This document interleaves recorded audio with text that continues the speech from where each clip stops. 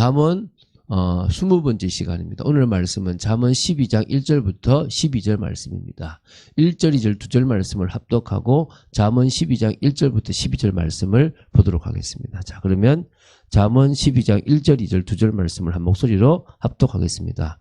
훈계를 좋아하는 자는 지식을 좋아하거니와 징계를 싫어하는 자는 짐승과 같으니라. 선인은 여호와께 은총을 받으려니와 악을 꾀하는 자는 정죄하심을 받으리라. 아멘. 지금 잠언 10장 1절부터 15장 33절까지 총 184개의 단편 경구들을 보고 있습니다. 이 주로 반의 대구법을 사용해서 의인과 악인을 비교했고 지혜자와 우매자를 좀 비교하면서 그들의 삶의 자세에 따른 그 결과, 그 운명이 어떻게 대조를 이루는지를 지금 계속 보고 있죠. 우리가 의인의 길을 걸어간다는 것은 내가 열심히 살았다 이 말이 아니라 지금은 그때는 율법을 지키는 거라고 할 수 있을지 모르겠지만 사실 그 구약이나 신약이나 믿음을 가지고 성령의 역사 속으로 들어가는 게 진정으로 하나님이 원하셨던 삶이고요. 그럴 때 우리는 더더욱 지혜를 사모하고 가난한 심령을 가진 사람으로서 늘 하나님 앞에 설 줄로 믿습니다. 그래서 우리가 이 말씀들을 그리스도를 붙잡은 성령의 역사 속에 있는 사람으로서 가장 올바른 길로 볼 수 있다면 좋을 줄로 믿습니다. 자, 오늘은 잠언 12장 1절부터 12절이라서 제64 경구부터 75 경구까지 12개의 경구를 지금 보도록 하겠습니다. 의인과 악인의 좀 판이하게 엇갈리는 모습과 또 운명을 먼저 좀 소개하고 있고요. 그리고 재물에 관한 어떤 그런 어떤 정말 경구들도 좀 소개하고 있는 순서로 나오고 있습니다.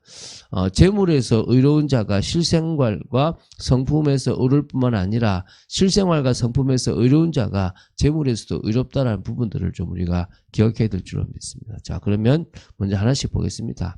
훈계를 좋아하는 자는 지식을 좋아하거니와 징계를 싫어하는 자는 짐승과 같다. 자, 훈계를 좋아하는 자와 징계를 싫어하는 자가 어떤 사람인지를 좀 대조적으로 나타냈죠. 훈계를 좋아한다는 말은 누구로부터 이렇게 가르침을 받고 지도받기를 좋아하는 거지 않습니까? 그건 지식에 대한 사랑이 있다는 것이죠. 지식을 좋아하는 자는 반드시 또 훈계를 자랑할 수가 있는 거죠. 왜냐하면 지식에 도달할 수 있는 주된 통로가 사실은 훈계, 책도 사실은 일종의 훈계지 않습니까? 그렇죠? 그걸 받아들이죠. 그런데 징계를 싫어하는 자는 남들이 뭔가 하는 것은 그런 짐승과 같다는 거죠. 인간적 성품과 지식 수준 그리고 당사 그들이 당할 심판까지를 나타내는 어떤 포괄적인 개념이 짐승이라고 보시면 됩니다. 한마디로 수준 이하일 수 있다는 겁니다. 그래서 징계를 그거 해야 되겠죠. 선인은 여호와께 은총을 받으려니와 악을 꾀하는 자는 정죄하심을 받으리라. 여호와께서는 선인에게는 은총을 주시고 악인에게는 정죄를 주십니다. 그러면 결국 이 모든 것을 다 주관하시고 주권적으로 갖고 계신 분은 하나님이시라는 겁니다. 그것도 여호와 하나님이시라는 사실을 기억해야 될 줄 믿습니다. 그 언약을 주시는 그 하나님께서 선인에게 다시 말씀을 따라가고 또 세상에 선한 영향력을 진짜 미치는 사람에게는 은총을 주시고 계속 악을 꾀하고 악을 만들어가는 사람이 정죄하신다는 것입니다.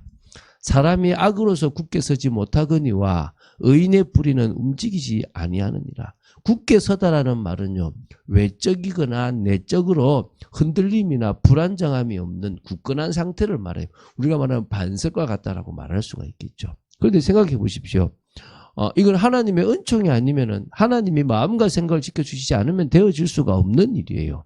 그러면은 사람이 악을 행한다면 하나님의 은총이 있을 수가 없겠죠. 그럼 하나님께서 마음과 생각을 지켜주시지 않으니까 굳게 설 수 없는 건 당연할 것입니다. 그러나 하나님 앞에 믿음을 가진 의인은 그 의인의 뿌리는 다 견고하게 서서 움직이지 않을 거라는 사실입니다. 오늘 그 사실을 기억하시기 바랍니다.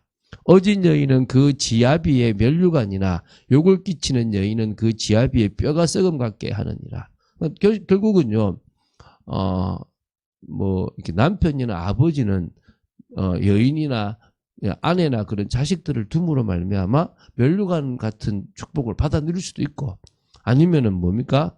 정말 고생할 수도 있거든요. 그런 의미에서 어진 여인은 그 지아비의 면류관의 역할을 감당해서 영광 돌리게 되는 거고 욕을 끼치는 여인은 그 지아비의 뼈가 썩음같이 결국은요 수치스럽게 만들어 버린다는 겁니다. 그런 의미에서 우리가 사람을 잘 써야 되고 우리가 결혼도 잘해야 될 겁니다. 그런데 어떤 의미에서는 우리가 은혜 받는 우리가 먼저 중심으로 서는 것도 필요할 거라 생각이 듭니다. 의인의 생각은 정직하여도 악인의 도모는 속임이니라. 그러니까 생각해 보십시오. 왜 그 사람이 의인입니까? 말을 착하게 해서 의인이 아니라 그 속에 가지고 있는 생각들, 품어 있는 것들이 올바르기 때문에 올바르게 나오는 겁니다. 그렇잖아요. 그죠? 안에 나온다 그러잖아요.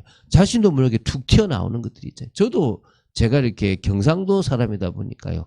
경상도에는 괜히 장난을 치면 말로 공격하거나 이렇게 비아냥대는 것들이 사실 있거든요. 저도 모르게 웃자고 하는 거지만 남들에게 조금 이렇게 놀리면서 하는 것들이 나도 모르게 있더라고요. 제가 이거 막 어떨 때는 막 장난처럼 올라오는 거 있으면 이거 안 해야 된다 이렇게 이런 생각들이 들어요. 그러니까 이게 참 가지고 있는 것들이 그냥 쉽게 좀 이렇게 남들을 좀 디스하고 하는 게 그냥 막 웃기고 이런 거라고 생각했던 그런 모습들이 이 경상도에는 많이 있었거든요. 아니 더 좋은 걸로 웃겨도 되는데 왜 이러지라는 것들이 있거든요. 더 많은 올바른 생각들이 내 속에 있지 않으면요 정직한 생활을 할 수가 없습니다. 그럼 악인은 뭐죠? 결국은요 모든 좋게 생각하고 하는 모든 것들이 사실 속임수밖에 없는 거예요. 그렇지 않습니까? 그렇죠? 자, 6절입니다. 악인의 말은 사람을 엿보아 피를 흘리지 않은 것이거니와 정직한 자의 입은 사람을 구원하느니라. 좀 같은 의미죠. 생각이 그렇다면, 계획이 그렇다면 말하는 것은 어떻겠습니까? 결국은 남 피가 흘리든 남이 죽든지 나만 잘 되면 된다는 생각을 가지고 있는 거예요. 근데 정직한 자의 입은 올바른 말을 해주고 위험하면 위험하다라고 말해주기 때문에 그 사람을 육신적으로도 구원할 뿐만 아니라 영적으로도 구원할 수 있다는 거예요. 그런 의미에서 우리가 복음 가진 사람으로서 남들에게 던지는 그 메시지가 얼마나 크겠습니까? 우리는요 정말 애국자이기도 하고요. 우리는 정말 하나님이 보실 뿐만 아니라 사람들에게도 유익한 사람인 겁니다. 여러분이 그런 존재예요. 잘났다는 게 아니에요. 우리는 부족하고 연약하지만 복음 가지고 있는 것만으로도 다른 사람을 뭘 도와줘야 될지를 알고 있다라고 보시면 됩니다. 자, 이제 7절입니다. 악인은 엎드려져 소멸을 대거니와 의인의 집은 서 있으리라. 당연한 거 아니겠습니까? 세상을 보면 반대인 것처럼 보여요. 그런데 그렇잖아요. 악인이 잘 나가요. 의인은요 가난해요. 우리나라 지금 한때 뭡니까? 독립운동 했던 사람은 다 실패하고, 일제 막 앞잡이든 잘 나가고, 일제를 했던 게 나쁘다. 독립운동 한 게 좋다. 결국 독립운동 한 것은 참 자기의 희생하고 한 것들이 있겠죠. 어떻게 보면 인생에서 보면 참 바른 길을 걸려가려고 하는 사람은 고생할 수도 있습니다. 근데요, 여러분 기억하십시오. 하나님은 공의의 하나님이고 심판의 하나님입니다. 그들이 걸어갔던 길들을 육신적으로도 심판하시지만 영적으로도 심판하시는 분이잖아요. 여러분 그냥 기억하세요. 다 일반적인 눈으로 볼 때는요 악인이 잘 되는 것처럼 보여요. 시편에도 그런 고백들이 많습니다. 절대 그렇지 않습니다. 반드시 그 집안은 고통받아야 된다가 아니라 안타깝지만 그럴 수밖에 없다는 거예요. 사람은 그 지혜대로 칭찬을 받으려니와 마음이 굽은 자는 멸시를 받으리라. 그렇잖아요. 사람이 있는데 그 사람이 지혜가 많아. 지혜로운 거에서 칭찬받죠. 제가 어제도 일을 하는데 제가 막 일을 하니까 사람들이 수고했다라고 얘기해요. 내가 그런 일만 해도 수고했다 그러잖아요. 그러면 지혜 있게 뭔가를 하면 칭찬받습니다. 그런데 마음이 굽은 자는요. 자꾸 뭡니까? 이 악한 글을 하잖아요. 자꾸 성질이 거칠고 사나울 뿐만 아니라 순진하지 못하고 비꼬는 사람이기 때문에 결국 나쁜 평가를 받을 수밖에 없는 겁니다. 비천이 여김을 받을지라도 종을 부리는 자는 스스로 높은 채하고도 음식이 필절한 자보다 나으니라. 좀 어려운 말처럼 보이죠. 좀 어려운 것 같아요. 제가 몇 번 읽어봤거든요. 이런 겁니다. 자신의 필요를 채우기 위해서 사람을 쓰고 일을 하는 것으로 인해서 남으로부터 멸시를 받는 그런 일이 있다 하더라도 스스로 높은 채하면서 음식이 필절하고 가난한 사람보다 낫다는 의미예요. 어렵죠? 자, 좀 더 쉬운 성경이 이렇게 나와요. 부자이면서 아무것도 없는 듯 행동하는 것이 가난뱅이가 무엇인가 가진 듯 행동하는 것보다 낫다는 거예요. 그런 거 있잖아요. 부자인데 막 뭐 스리퍼 신고 연약하게 있는 게 뭐 어떨 때 아이고 저 사람 왜 저래 이렇게 보일지 모르지만 가지고 있는 사람이잖아요. 근데 없는데 있는 척하다 없는 사람이잖아요. 결국은 뭐요? 있는 사람이 낫다는 거예요. 그런 의미입니다. 자, 그리고 이제 그 10절입니다. 의인은 자기의 가축의 생명을 돌보나 악인의 긍휼은 잔인이니라. 그렇잖아요. 사람이 착한 사람은요, 동물들이 따르고 동물들을 아껴요. 전 저희 어머니 볼 때 그렇게 살아가시더라고요. 그런데 악인들은요, 그 고양이를 70몇 마리를 죽이고 이런 거는요, 결국 그 사람 긍휼이 없어요. 동물을 보면서도 다 자기 원수를 갖고 막 이런 것들이 제정신이 아닌 거죠. 그럼 당연히 뭡니까? 잔인한 겁니다. 자기의 토지를 경작하는 자는 먹을 것이 많거니와 방탕한 것을 따르는 자는 지혜가 없느니라. 그러니까 자기의 토지라는 것은요, 일단 1차적으로는 땅을 의미합니다. 더 나아가서는 자기의 산업이나 맡은 바 일을 이해할 수도 있습니다.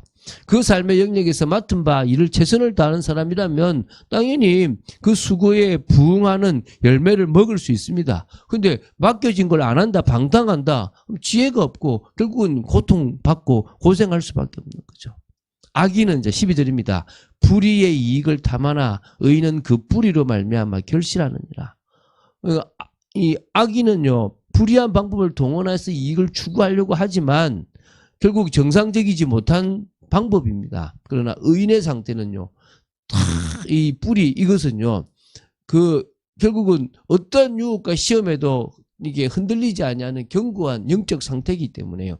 결국 그것이 결실을 맺게 되어 있다는 겁니다. 그런 의미에서 우리는 하나님이 원하시는 생각을 가지고 말도 가지고 행동도 하고 긍휼도 베푸는 그런 사람이 될 줄은 믿습니다. 예수님의 사역은 우리에게 모본이 되기도 합니다.